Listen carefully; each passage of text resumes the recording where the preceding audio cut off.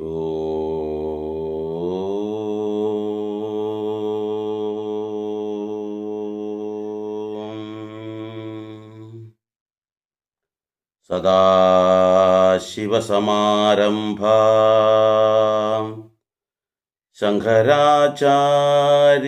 മധ്യമാം അസ്മദാചാര്യപര്യന്താ വന്ദേ ഗുരുപരമ്പര. പ്രിയ സജ്ജനങ്ങളെ, ഇന്ന് ഞാൻ നമ്മുടെ കുടുംബാംഗങ്ങൾക്ക് മുന്നിലേക്ക് കൊണ്ടുവരുന്ന വിഷയം എന്താണെന്ന് അറിയാം. ഈ കർമ്മികൾക്ക്, ആചാര്യന്മാർക്ക്, ഗുരുക്കന്മാർക്ക്, ഈശ്വരങ്കൽ ഒക്കെ എന്തിനാണ് നമ്മൾ ദക്ഷിണ കൊടുക്കുന്നത്? ദക്ഷിണ കൊടുക്കേണ്ട ആവശ്യമുണ്ടോ? ഇതാണ് ഒരു സംശയം പലർക്കും ഉണ്ടാകുന്നതാണ്. നമ്മൾ ഗണപതി ഹോമം വീട്ടിൽ നടത്താൻ വേണ്ടി വന്നു കഴിഞ്ഞാൽ നമ്മൾ അവരോട് പറയും ദക്ഷിണ കൊടുക്കണം എന്ന് പറയും. അതുപോലെ നമ്മളെ വീടുകളിൽ മറ്റു എന്തെങ്കിലും തരത്തിൽ പൂജ ചെയ്യാൻ വേണ്ടി വന്നു കഴിഞ്ഞാൽ നമ്മൾ പറയും അവർക്ക് ദക്ഷിണ കൊടുക്കണം എന്ന് പറയും. അത് മാത്രമല്ല, ഒരു ബലികർമ്മത്തിന് വന്നു, അതിനും നമ്മൾ കൊടുക്കണം ദക്ഷിണ എന്ന് പറയുന്ന വിധത്തിൽ. ഇനി നമ്മൾക്ക് ഏതെങ്കിലും തരത്തിൽ അറിവുകൾ പകർന്നു തരുന്നു, സ്ഥിരമായിട്ട് നമുക്ക് ഒരാചാര്യൻ നമുക്ക് ഏതെങ്കിലും തരത്തിലുള്ള രാമായണ പഠനം, ഭഗവത്ഗീത പഠനം, ഉപനിഷത്ത് പഠനം, ദേവി മഹാത്മ്യ പഠനം, അങ്ങനെ എന്തെങ്കിലും തരത്തിലുള്ള പഠനങ്ങളുണ്ട്, ഇങ്ങനെയുള്ള അറിവുകൾ പകർന്നു തരുന്നുണ്ടെങ്കിൽ അതിന് നമ്മളൊരു ദക്ഷിണ കൊടുക്കും. ഇത് കൂടാതെ തന്നെ നമുക്ക് വേണ്ടി ഏതൊക്കെ തരത്തിൽ ഒരാചാര്യൻ വന്നിട്ട് ചെയ്തിരുന്നുണ്ടോ, ആചാര്യന്മാരാണെങ്കിൽ അവർ തരുന്നതിന് നമ്മൾ എന്തെങ്കിലും ദക്ഷിണ കൊടുക്കണം പറയും. ശരിക്കും അതിൻ്റെ ആവശ്യമുണ്ട്? അതിന് നമ്മളൊരു കൂലി കൊടുക്കുന്നില്ലേ? ഒരു ശമ്പളമായിട്ട് നമുക്ക് ഇപ്പോൾ അധ്യാപകൻ അങ്ങ് നമ്മൾ ശമ്പളം കൊടുക്കുന്നുണ്ട്. ഈ വീടുകളിൽ കർമ്മത്തിന് വരുന്ന ആൾക്കാർക്ക് നമ്മൾ അവർ പറയുന്ന പൈസ എണ്ണി കൊടുക്കുന്നുണ്ട്. ഇതൊക്കെയാണ് നമ്മൾ പറയാം.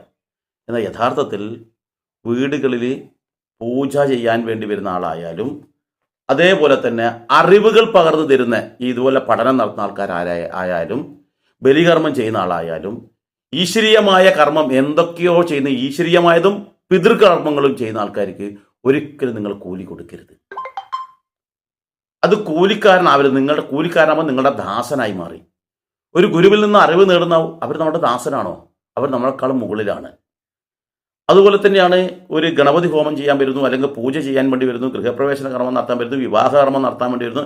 നമുക്ക് ഉപകാരപ്രദമായിട്ട് നമുക്ക് അറിവുള്ള ഒരാൾ വന്ന് നമുക്ക് കർമ്മങ്ങൾ ചെയ്തു തരുമ്പോൾ അതിനെ കൂലിക്കാരനായിട്ടല്ല കണ്ട് അവനെ നമ്മൾ ആചാര്യനായിട്ട് കാണണം. അപ്പോൾ ഒരു പ്രഭാഷണം നടത്തുന്നു, ഒരു സപ്താഹം നടത്തുന്നു, ഒരു സത്രം നടത്തുന്നു, ഇവരൊക്കെ ആചാര്യന്മാരാണ്. അവരോട് ഇപ്പം ചോദിക്കുന്ന ഇപ്പം ഞങ്ങളോട് തന്നെ ചോദിക്കാറുണ്ട്, ഒരു സപ്താഹം നടത്തണം, എത്രയാണ് നിങ്ങളുടെ കൂലി, എത്രയാണ് നിങ്ങളുടെ ഫീസ്? ലക്ഷണം നോക്കാൻ വേണ്ടി പറഞ്ഞു വരും. ലക്ഷണം നോക്കാൻ വേണ്ടിയിട്ട് വരുമ്പോൾ പറയും, അല്ലെങ്കിൽ വാസ്തുശാസ്ത്രത്തിൻ്റെ കാര്യങ്ങൾ അറിയാൻ വേണ്ടി വരും, വീടിൻ്റെ ദോഷം തീർക്കാൻ വേണ്ടി പറഞ്ഞു വരും, എത്രയാണ് നിങ്ങളുടെ ഫീസ്? എന്നെ വിളിച്ച ആളോടെല്ലാം ഞാൻ പറഞ്ഞത് എന്താണ്? അത് പറയില്ല. കാരണം എന്താ? അത് നിങ്ങളാണ്, ദക്ഷിണയാണ്. നിങ്ങൾക്ക് എന്താണോ സന്തോഷം അതാണ് തരേണ്ടത്. ഇതാണ് ഞാൻ എല്ലാവരോടും പറയാറ്. എന്നെ നൂറുകണക്കിന് ആൾക്കാർ വിളിക്കുന്നതാണ്, എൻ്റെ വീഡിയോ നൂറുകണക്കിന് ആൾക്കാർ കേൾക്കുന്നതാണ്. അവരോട് എല്ലാവരും ഞാൻ പറഞ്ഞ കാര്യം നിങ്ങളുടെ സന്തോഷം എന്താണോ അതാണ് നമ്മുടെ ഇത്. അതല്ലാതെ അത് ചോദിച്ച് വാങ്ങിച്ചാൽ അത് കൂലിയാകും. അതുകൊണ്ട് ഫീസ് എത്രയാണെന്ന് ഒരാളും ചോദിക്കുന്നത് തന്നെ ശരിയല്ല എന്നുള്ളതാണ് യാഥാർത്ഥ്യം. എന്നാൽ ചില സ്ഥലങ്ങളിൽ നമുക്ക് കാണാൻ കഴിയുന്നതറിയോ, ചില ആൾക്കാർ പറ്റും നമുക്കൊരു ഗണപതി ഹോമം വേണം, അല്ലെങ്കിൽ ഒരു ശത്രുസംഹാര പൂജ വേണം, അതല്ലെങ്കിൽ ഒരു ഭഗവതി സേവ വേണം. ഇതൊക്കെ പറയുമ്പോൾ അവർ പറഞ്ഞാൽ എനിക്ക് ഇത്ര പൈസ, കരാറാണ്, നിങ്ങൾ സാധനമൊന്നും കൊണ്ടുവരണം, സാധനങ്ങളിൽ ഞങ്ങൾ കൊണ്ടുവന്നോളും, ഇത്ര 1000 വേണം. ഒരു കാരണവശാലും നിങ്ങൾ അങ്ങനെയുള്ള ആൾക്കാരെ കൊണ്ട് കർമ്മം ചെയ്യിക്കരുത്. ഒരു സപ്താഹം നടത്താൻ വരുന്നു, എനിക്ക് ഇത്ര ലക്ഷം വേണം. ഒരു സത്രം നടത്താൻ എനിക്ക് ഇത്ര ലക്ഷം വേണം, ഇത്രയാണ് എൻ്റെ ശമ്പളം, ഇത്രയാണ് എൻ്റെ കൂലി. ഒരു കാരണവശാലും അവരെ കൊണ്ട് ചെയ്യിക്കരുത്. ഒരു ഗുണവുമില്ലത്. ഒരു പണത്തിനോട് ആർത്തിയിൽ ഒരാൾ വന്നിട്ട് എന്ത് കർമ്മം ചെയ്തു കഴിഞ്ഞാലും അത് ദോഷയാവുക, ഗുണം കിട്ടില്ല.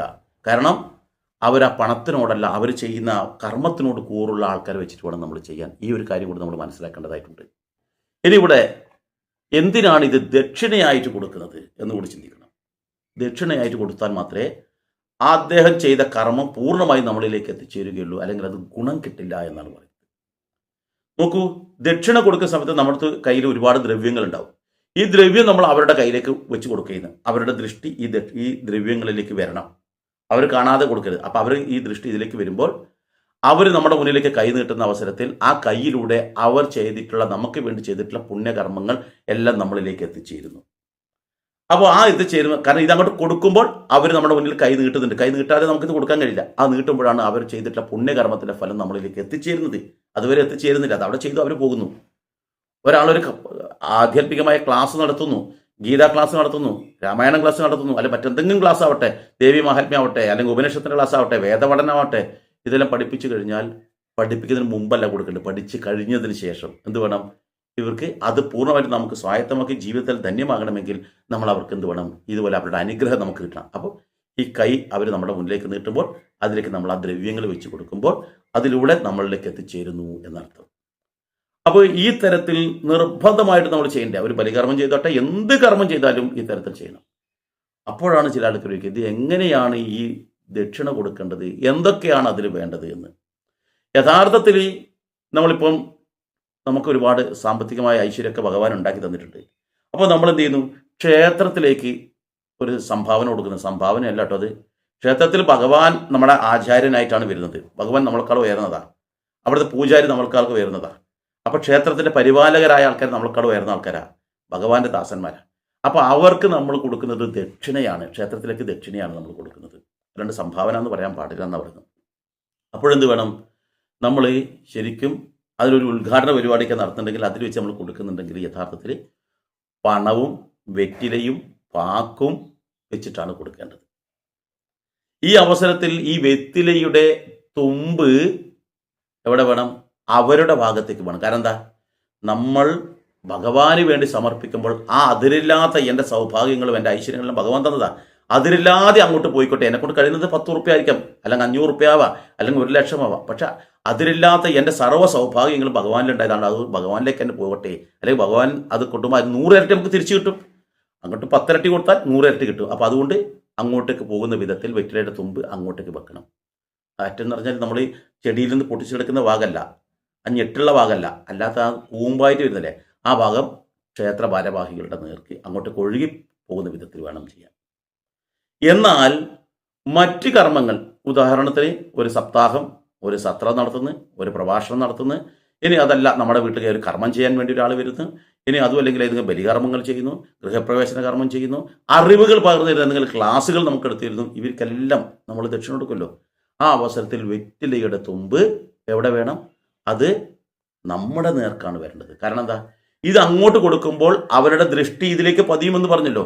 അപ്പോൾ അവരുടെ അനുഗ്രഹം, ആശീർവാദം ഈ വെറ്റിലയുടെ മുകളിലൂടെ ആ തൂമ്പിൻ്റെ ഭാഗത്തേക്ക് ഒഴുകി വന്ന് നമ്മളിലേക്ക് എത്തിച്ചേരണം. അതുകൊണ്ട് നമ്മുടെ ഭാഗത്ത് എന്താ വെറ്റിലയുടെ പ്രതീകം? വെറ്റിലയുടെ പ്രതീകം എന്ന് പറഞ്ഞാൽ ത്രിമൂർത്തികളുടെ സാന്നിധ്യമാണ് പറയുന്നത്. വെറ്റിലയിൽ ത്രിമൂർത്തികളുടെ സാന്നിധ്യം ഉണ്ടെന്ന് പറയുന്നത്. അപ്പോൾ ആ 3 മൂർത്തികളുടെയും അനുഗ്രഹം കൂടി നമുക്കുണ്ടാകുന്നു എന്നർത്ഥം. അവരുടെ ആ അനുഗ്രഹം ഒഴുകി വരുമ്പോൾ, ആശീർവാദം ഒഴുകി വരുമ്പോൾ ആ ത്രിമൂർത്തികളുടെ ചൈതന്യം നമ്മളിലേക്ക് എത്തുന്നു എന്നർത്ഥം. എന്നാൽ ഇതല്ല, ഈ വെറ്റിലയും അടക്കിയും പാക്കും മാത്രമല്ല യഥാർത്ഥത്തിൽ നമ്മൾ ഇതായിട്ട് കൊടുക്കേണ്ടത്. കൊടുക്കുന്ന അവസരത്തിൽ കൃത്യമായി ചിന്തിക്കേണ്ട കാര്യം വെച്ചാൽ, ഈ കർമ്മങ്ങൾ ചെയ്യുന്ന അവസരം, ദൈവികമായിട്ടുള്ള കർമ്മങ്ങൾ ചെയ്യുന്ന അവസരത്തിൽ നമുക്ക് അനുഗ്രഹം കിട്ടുന്ന ഇത്, ഇപ്പോൾ പഠനമാകട്ടെ, സപ്താഹങ്ങളോ സത്രങ്ങളോ അങ്ങനെ എന്തെങ്കിലും ആവട്ടെ, പ്രഭാഷണങ്ങളൊക്കെ ആവട്ടെ, ഇങ്ങനെയുള്ള കാര്യങ്ങൾ ചെയ്യുന്ന സമയത്ത് അതിൽ ഒരു വസ്ത്രം കൊടുക്കണം എന്ന് പറഞ്ഞു. കാരണം വെച്ചാൽ എന്താ? വസ്ത്രത്തിന് സരസ്വതീ ദേവിയുടെ പ്രതീകമാണ് വെളുത്ത വസ്ത്രം. വെളുത്ത വസ്ത്രം സരസ്വതി ദേവിയുടെ പ്രതീകമായതുകൊണ്ട് അറിവാണല്ലോ സരസ്വതി, അറിവാകുന്ന കാര്യമാണ് നമുക്ക് കിട്ടിയതെങ്കിൽ, ഇപ്പോൾ രാമായണം ക്ലാസ് ആവാം, മഹാഭാരതം ക്ലാസ് ആവാം, ഉപനിഷത്തിൻ്റെ ക്ലാസ് ആവാം, എന്തെങ്കിലും പഠന ക്ലാസ് ആവട്ടെ, അതാവാം. ഇനി അതല്ല എങ്കിൽ നമുക്ക് സത്രങ്ങളും സപ്താഹങ്ങളും ഒക്കെ ചെയ്തു തരുന്ന ഒരു ആചാര്യനാണെങ്കിൽ അവരറിവ് നമുക്ക് പകർന്നു തന്നു. അത് നമുക്ക് ജീവിതത്തിൽ ഉപയോഗിക്കണമെങ്കിൽ, അത് കൃത്യമായിട്ട് നമുക്ക് ഉപകരിക്കണമെന്നുണ്ടെങ്കിൽ ആ സരസ്വതി കടാക്ഷം കൂടി നമുക്ക് വേണം. അപ്പോൾ ഈ സരസ്വതി കടാക്ഷമായിട്ടുള്ള വെള്ള വസ്ത്രം വെക്കുന്നു. പിന്നെയോ അത് നമ്മൾ അങ്ങോട്ട് കൊടുക്കുന്ന സമയത്ത് ഗംഗയുടെ സാന്നിധ്യം, അതിന് വെള്ളം വേണം. അതുപോലെ തന്നെ ദുർഗയുടെ സാന്നിധ്യം, ശക്തിയൊക്കെ നമുക്ക് വേണ്ടേ. അപ്പോൾ അതിന് വേണ്ടിയിട്ട് ചുവന്ന പൂക്കൾ എന്ന് വെച്ചാൽ ചെക്കി പോലുള്ള സാധനങ്ങൾ വെക്കും. അതുപോലെ തന്നെ വിഷ്ണുവിൻ്റെ പ്രതീകമായിട്ടുള്ള, ഐശ്വര്യത്തിൻ്റെ പ്രതീകമായിട്ടുള്ള ചന്ദനവും. അപ്പോൾ വെള്ളവും ചന്ദനവും ചെക്കിയും കൂടി ഇട്ടിട്ടുള്ള അത് ഒരു ഇലയിലാക്കിയിട്ട് അത് വെക്കണം. പിന്നെയോ ഞാൻ നേരത്തെ പറഞ്ഞ വെറ്റില വെക്കണം. പിന്നെയോ ഇത് നമുക്ക് ജീവിതത്തിലെല്ലാം തന്നെ തടസ്സമില്ലാതെ അങ്ങോളം ജീവിതത്തിൽ ഉപകരിക്കാൻ വേണ്ടിയിട്ട് ആ തടസ്സങ്ങൾ നീക്കുന്ന ഗണപതിയുടെ പ്രതീകമായിട്ട് ഈ പാക്ക് വെക്കണം. പാക്ക് എന്ന് പറയുമ്പോൾ അടക്ക, അത് വെക്കണം. പിന്നെയോ ഇത് ഐശ്വര്യ സമ്പൂർണ്ണമാകാൻ, നമുക്ക് ധനവും സമ്പാദ്യം എല്ലാം ഉണ്ടാവാൻ അതിലൊരു പണവും വെക്കും. അത്രയും ഇത്രയും കാര്യങ്ങൾ വെച്ചിട്ടാണ് നമ്മൾ ദക്ഷിണ കൊടുക്കുന്നത്. നിർഭാഗ്യമെന്ന് വരട്ടെ, ഇന്ന് ഇങ്ങനെ കൊടുക്കുന്ന ആൾക്കാർ വിരലിലെണ്ണാവുന്ന ആൾക്കാർ മാത്രമേ ഉള്ളൂ. നിരവധി സ്ഥലത്ത് കൊടുക്കില്ല. ഇപ്പം കാസർഗോഡ് ഭാഗത്ത് പോയി കഴിഞ്ഞാൽ കൃത്യ ഈ കാര്യങ്ങൾ. ഞാൻ നിരവധി സ്ഥലങ്ങൾ കാസർഗോഡ് ഭാഗങ്ങളിലൊക്കെ പ്രഭാഷണത്തിനും സപ്താഹത്തിനും സത്രത്തിനൊക്കെ പോകുന്ന സമയത്ത് അവിടുന്ന് ഈ തരത്തിൽ തന്നെയാണ് അത്ര അന്തസ്സായിട്ട് അവർ ചെയ്യാറുണ്ട്. മറ്റുള്ളവർ ചെയ്യുന്നത് അന്തസ്സില്ലായ്മയല്ല. കാരണം എന്ന് വെച്ചാൽ അവരുടെ അറിവില്ലാത്തതുകൊണ്ട് അവരങ്ങനെ ചെയ്യുന്നത് മാത്രമേ ഉള്ളൂ. എൻ്റേത് മാത്രമല്ല, നിരവധിയുള്ള ആൾക്കാർക്ക്. പല ആൾക്കാരും ചെയ്യുന്നതെന്നറിയോ, പ്രഭാഷണം കഴിഞ്ഞു, സപ്താഹങ്ങൾ കഴിഞ്ഞു, അല്ലെങ്കിൽ എന്തെങ്കിലും ഇത് കഴിഞ്ഞാൽ ഒരു കവറിൽ പൈസ ഇട്ടിട്ട് ആരും കാണാതെ കയ്യിൽ മടക്കിൽ അങ്ങോട്ട് പിടിപ്പിക്കും.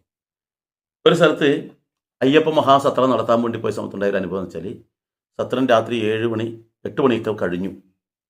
8 മണിക്ക് കഴിഞ്ഞ ശേഷം ഒന്ന് വെയിറ്റ് ചെയ്യേ, ഇതാവുന്നു. എല്ലാം കഴിഞ്ഞ് ജനങ്ങളെല്ലാം പോയി. അപ്പുറം കലാപരിപാടികൾ നടക്കുവാണ്. കലാപരിപാടി നടക്കുമ്പോൾ അവർ ഒന്ന് വെയിറ്റ് ചെയ്യണമെന്ന്. എൻ്റെ നാടിനടുത്താണ്. എന്നിട്ട് ഒരു 1.5-2 മണിക്കൂറോളം അവിടെ തന്നെ നമ്മൾ നിന്ന്. അപ്പോൾ ഇവരിവിടെ ചർച്ചയാണ്, എന്താ ചെയ്യേണ്ടത്, എങ്ങനെ കൊണ്ട്. എന്നോട് ചോദിച്ചു, എത്രയാണ് നിങ്ങളുടെ ദക്ഷിണ? ഞാൻ പറഞ്ഞു, അത് പറയാൻ പറ്റില്ല. കാരണം അതാ നിങ്ങൾക്ക് എന്താണോ തൃപ്തി അതാണ് ദക്ഷിണ. അവസാനം 1.5-2 മണിക്കൂറിന് ശേഷം ഇവരൊരു കവറിനകത്ത് ഇതിട്ട് അത് നമ്മൾ വണ്ടിയിൽ കയ്യിൽ പിടിപ്പിച്ചു. ഇത് ദക്ഷിണയേ അല്ല, അത് ശമ്പളമായോ കൂലിയായിട്ടോ ഒരു കൂലിക്കാരനുമായിട്ടോ മാത്രം അത് കാണുന്നത്. 1 ഉറുപ്പ്യ ഉള്ളെങ്കിലും അത് പൊതുജന മധ്യത്തിൽ വെച്ച് ആ കർമ്മം തീരുമ്പോൾ ആ കർമ്മ വേദിയിൽ വെച്ചിട്ട് കൊടുക്കണം. ഒരു പ്രഭാഷകനാണെങ്കിൽ ആ കർമ്മ വേദിയിൽ വെച്ച് കൊടുക്കണം. ഗണപതി ഹോമം ചെയ്ത് കഴിഞ്ഞാൽ അവർ വണ്ടി കയറുമ്പോൾ കൊടുക്കേണ്ട. ആ ഗണപതി ഹോമം കഴിഞ്ഞ് ആ പ്രസാദം നമുക്ക് തരുമ്പോൾ ആ സമയത്ത് കൊടുക്കണം ദക്ഷിണ. ഗണപതി ഹോമത്തിൻ്റെ ഇത് അങ്ങനെയാണ്. ഇനി ഏത് പൂജയായാലും അങ്ങനെയാണ്.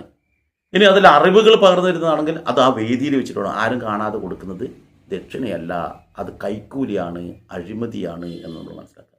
ഇതൊക്കെ വളരെ തത്വ ഉള്ള കാര്യമാണ്. അതുകൊണ്ടാണ് നമ്മൾ ഈ തരത്തിൽ നമ്മൾ ചെയ്യണം എന്ന് പറയുന്നത്. കാരണം ഏത് കർമ്മം ചെയ്താലും അതിന് ദക്ഷിണ കൊടുക്കണം. അത് അത്ര ഇത്രയൊന്നുമില്ല. നമുക്ക് ഉപകരിക്കുന്ന ഒരു കർമ്മമാണ് ഒരു ആചാരം ചെയ്തതെങ്കിൽ അതിന് ദക്ഷിണ കൊടുക്കണം. അത് നിങ്ങൾ 1 ഉറുപ്പ്യ കൊടുത്തോ, വിഷയമില്ല. അത് എത്രയാണെന്ന് എണ്ണി നോക്കാൻ പോലും പാടില്ല എന്നാണ്. ആചാര്യൻ അവിടെ നിന്ന് എണ്ണി നോക്കാൻ പാടില്ല, ചോദിച്ച് വാങ്ങാൻ പാടില്ല. ചോദിച്ച് വാങ്ങിച്ചാൽ അയാൾക്ക് അതിൻ്റെ ഗുണവും ഉണ്ടാവില്ല, അയാൾ അത് നാശത്തിലേക്ക് പോകും. എന്നാൽ ഇന്നുള്ള പ്രഭാഷകന്മാരായാലും സപ്താഹത്തിലെ ആൾക്കാരും ചോദിച്ച് വാങ്ങുന്ന ആൾക്കാരാണ്. ഇത്ര വേണം അത്ര വേണമെന്ന് ചോദിച്ച് വാങ്ങുന്ന ആൾക്കാരുണ്ട്. എൻ്റെ അടുത്ത് തന്നെ പല ആൾക്കാരും ചോദിക്കും, എത്രയാണ് നിങ്ങളുടെ ദക്ഷിണ എത്രയാണെന്ന് ചോദിക്കാറുണ്ട്. ഞാൻ പറയാറുണ്ടാ, അത് ഞാൻ പറയില്ല. നിങ്ങൾക്ക് എന്താണോ യുക്തി അത് ചെയ്യുക. ഞാൻ വാസ്തു നോക്കാൻ വേണ്ടി പോയി കഴിഞ്ഞാലോ അല്ലെങ്കിൽ ലക്ഷണശാസ്ത്രം പറയാൻ വേണ്ടി എൻ്റെ മുന്നിലേക്ക് കേൾക്കാൻ വേണ്ടി എൻ്റെ മുന്നിലേക്ക് വരുന്ന ആൾക്കാരോടൊക്കെ ഞാൻ പറഞ്ഞു, നിങ്ങൾക്ക് എന്താണോ തൃപ്തി അത് തരിക. 100 കണക്കിന് ആൾക്കാർ വരുന്നുണ്ട്. എല്ലാവർക്കും അറിയാം എന്താണ് ഞാൻ പറയാറ് എന്നുള്ളത്. എൻ്റെ വീഡിയോ കേൾക്കുന്ന ആൾക്കാരാണ് എൻ്റെ അടുത്തേക്ക് വരുന്നത്. അവർക്ക് കൃത്യമായിട്ട് അറിയാം ഞാൻ എന്താ പറയുന്നത്. അതുകൊണ്ട് തന്നെ ദക്ഷിണ എന്നുള്ളത് ഒരു പൂജ ചെയ്താലോ ഹോമം ചെയ്താലോ എന്ത് ചെയ്താലും അത് ആ വീട്ടുകാരുടെ സന്തോഷത്തിനനുസരിച്ച് കിട്ടുന്നതാണ്. അത് ചോദിച്ച് വാങ്ങിക്കഴിഞ്ഞാൽ ഈ ആചാര്യന് തന്നെയാണ് ദോഷം ചെയ്യുക. അയാൾ ഒരു കൊള്ളക്കാരനല്ല. അയാൾ ഇങ്ങനെ ചോദിച്ച് മറ്റുള്ളവരെ ചൂഷണം ചെയ്ത് വാങ്ങുന്നത് അയാളുടെ നാശത്തിലേക്ക് പോകും എന്നുള്ളത് കൊണ്ട് തന്നെയാണ് അതിൻ്റെ മഹത്വം അറിഞ്ഞ ആചാര്യനും അതിന് മഹത്വം അറിഞ്ഞ് ആരാണോ സംരംഭകൻ അല്ല ആരാണോ ഈ കർമ്മം ചെയ്യിക്കാൻ വേണ്ടി വിളിച്ച ആൾ അവരും കൂടി ചെയ്യുന്നതാണ് യഥാർത്ഥ ദക്ഷിണ. ഏത് കാര്യത്തിനും ഏത് കർമ്മത്തിനും ദക്ഷിണ കൊടുത്താൽ മാത്രമേ അത് പൂർത്തിയാവുള്ളൂ എന്നുകൂടി നമ്മൾ മനസ്സിലാക്കുക. ഈ വിഷയവുമായി ബന്ധപ്പെട്ട് നിങ്ങളുടെ അഭിപ്രായം താഴെ കമൻറ്റ് ബോക്സിൽ രേഖപ്പെടുത്തുക. മറ്റൊരു വീഡിയോയുമായി മറ്റൊരു അവസരത്തിൽ വരാം. എല്ലാവർക്കും നന്ദി, നമസ്കാരം.